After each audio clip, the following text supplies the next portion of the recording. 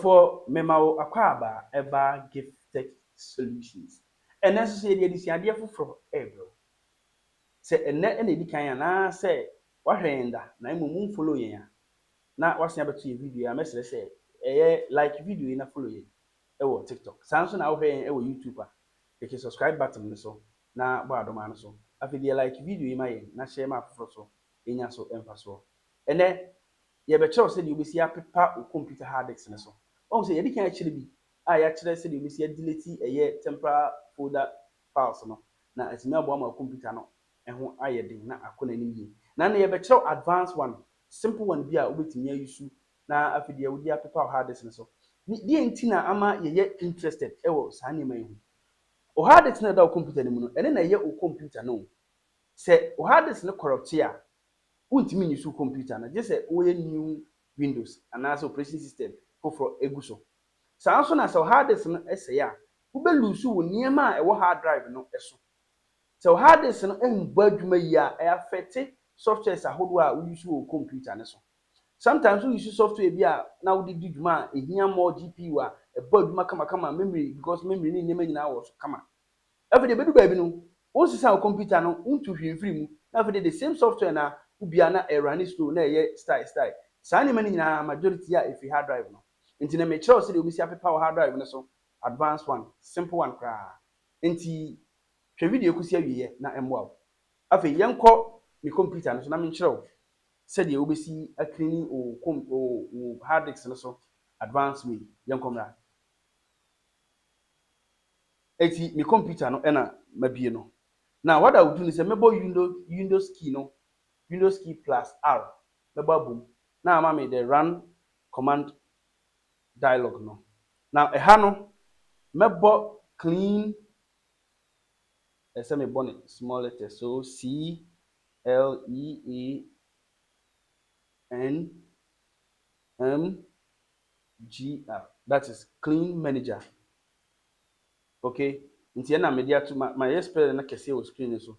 Nti wa opese o hwe no betimi ahwe. Nti C L E A N M G R. Now I will enter. Now uba ebebie saa settings we e de amaw. Ye obeye nie. Uba select eniama a ofo se enhia. Nti hwe we ya 1.6 gig ehu nhia. Delivery optimization files we ehu nhia. Ni nyina ye niama asave wo mi computer no so a agi space a ehu nhia. So nti hwe mo bo se different niama bo hwe mu a especially download files ne temporary internet files ni nyina ya de a ehu nhia. Your system files no e bi a Windows update ene ehu nkro ne ba. Nti se mpese me ade ye no so ka ho a ha say ne de system files no enka ho. Nti sa bre de hu ha no system files no enka ho. Nti se mpese me di system files no ka ho a then I will come and click on clean system files. It won't say the computer no ebesenya starting na aba na ready say de ehun.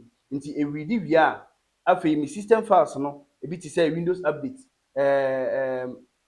drivers update files a ehun aya wi a ehun hia aka so ni nyina beba. Nti now me ba hu say first no na Windows Microsoft Defender antivirus no na emam information dia Windows upgrade log files with no any so bounce no kwa 500 megabytes which means say let me apepa membra we na optimized file na let me ye free so na first one na was so dada but oba see how say you 27.5 gig previous Windows installation it's say my computer no recently my update was so nti update na ma new Windows abe replace dada no but dada na files no dey on my computer no so agi space a ehun hia say me pepa say dey be my computer no hard disk na eso be da ho de tie nie se wanye saa de we na saa nyema we pale apa enya de be show because enya wo na wa download computer na use like ye nyema o update na wo ye wo nyema no store these files no wo baabi wo hard drive no so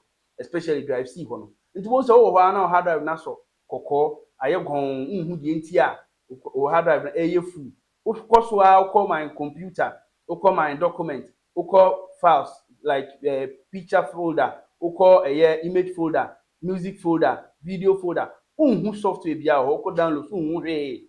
Enso na hard disk no fu a na eye saa de we ntia nti mo yenko na ye delete ne hwe sere ebesi akọ. Nti say ma select we ni nyina awie no, including temporary file if some are there, including recycle bin, some delete nneɛma wo ma ni nyina ya ade a metimi apepa. Nti me wia na ma bo okay. Me nya bo okay no so obisa me say, do you want to, are you sure you want to permanently delete these files? Na ma bo delete files. Enti mo say me computer na ebe pepa sa files we nyina from hard disk so na ma space aba so. Medical ma what ase say the ability of your computer to run smoothly, especially eba no. Nti I say remember yes, because say if you clean up previous Windows or temporary installation file, you will no longer be able to restore the machine back to the previous version. No, me here, my update here. So I will just clean it up.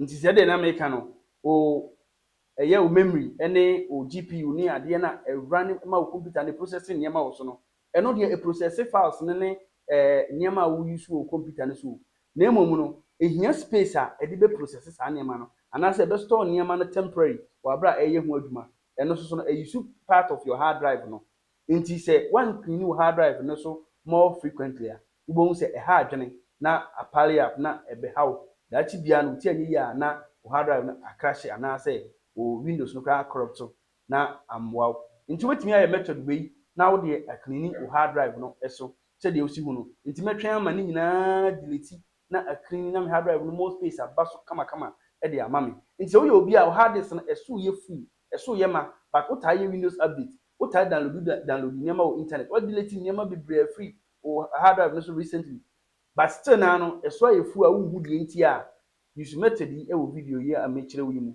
na emwa na empepa hard disk no so ma na nya space kakra se de be ya ubetimi e de arane oniema we advanced Windows cleanup we nya temporary folder mu niema nko akeke e na ye delete ade bia aye junk e wo computer no so a ehu nhia a ubetimi ayi afiri so nti delete awie se de ewusi hu no nti ubon se mesan erane the same command na abiem Windows plus R na me bo me clean manager no na me bo okay a on say me buy no ni nyina free so first na 1.6 gig na 27 point something gig a previous Windows now ni nyina free so ma me add Windows system files no na hu say ni nyina free so ampa nti saa de we nyina na space a na wo drive no so a na emmoa so ahu nti bibia free so e say manya more space nti nka me kɔ me folder no mu na me hwɛ me drive na bon say now I have a lot of space on my computer no eso nti say hard disk no aso na say hard disk no eso aye ma but won hye da hu nyema bia e wo so na say wo pese wo clean so a we ye one of the way obetimi di anya files a we use awi a ehu hia e wo drive no so a obetimi ye free so a eye safe say obetimi ye free so na aboa na wanya more space ama computer na run smoothly so wani ji video ya yi hu a mesre wo say follow yen e wo TikTok na share video yi san so na subscribe to YouTube channel no na bo adoma no so se de be ya di video foforo ba wo so benyamre na waba behwe medin e de Ibrahim a ha e na mede wo esi